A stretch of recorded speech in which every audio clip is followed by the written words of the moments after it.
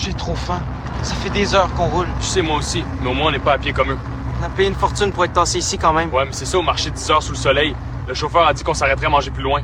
On est enfin sorti de la ville. Regarde ces collines. Ouais, c'est plus calme ici. Ça fait combien de kilomètres déjà? Presque 15, je pense. Hola, ¿cómo están? Bien, gracias. Necesitan agua? Tiens, prends un peu d'eau. Gracias. Gracias, amigo. De rien. Ils avancent tous au même rythme. Oui, et quel courage. J'espère qu'ils trouveront un meilleur accueil plus loin. On continue. Depuis ce matin, on vient juste d'apercevoir le panneau. Le soleil tape fort. Ouais, regarde là-bas, c'est écrit Honduras. On y est presque. J'avoue que j'ai trop faim. J'espère qu'on trouvera à manger dès qu'on passe la frontière. Dans le fond, dans nos vidéos, on voit vraiment la grande majorité de gens qui parlent pas toutes la même langue. Il y a beaucoup d'Espagnol. On remarque aussi la petite fille que sa bouteille d'eau est pas très remplie. Les conditions sont vraiment difficiles. Et surpeuplées, on voit dans la caravane qu'il y a beaucoup de personnes. On est beaucoup à marcher, tu sais, le soleil plombe, il fait chaud, c'est difficile. La faim, beaucoup de gens ont faim parce que c'est difficile.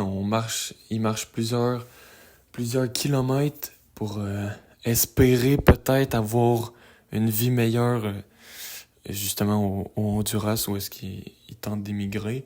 Fait que c'est des conditions difficiles et qu'on ne souhaite pas vraiment à personne. Ça serait si cool de pouvoir prendre un vol d'avion en direction de là-bas, mais c'est pas tout le monde qui a les moyens, puis c'est pas tout le monde qui a il faut qu'il se refasse un passeport puis tout. Fait que les gens sont souvent un peu des réfugiés. En fait, c'est des réfugiés, ils ont pas. Faut vraiment prendre en considération aussi que la caravane, c'est plus c'est un peu une métaphore pour dire que les gens bougent en grande masse. C'est une métaphore, mais c'est ça, il y a vraiment beaucoup de monde qui tente d'émigrer, puis ceux qui voyagent en caravane comme ça, ils doivent débourser plus d'argent parce que c'est un service, ils ont pas besoin de marcher. La crise migratoire aux Honduras est causée par une combinaison de pauvreté extrême, de violence, de corruption et de catastrophes naturelles.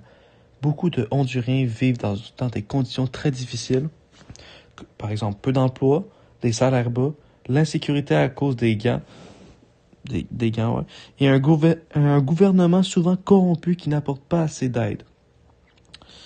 Les ouragans et la sécheresse aggravent la situation en détruisant les récoltes et les maisons.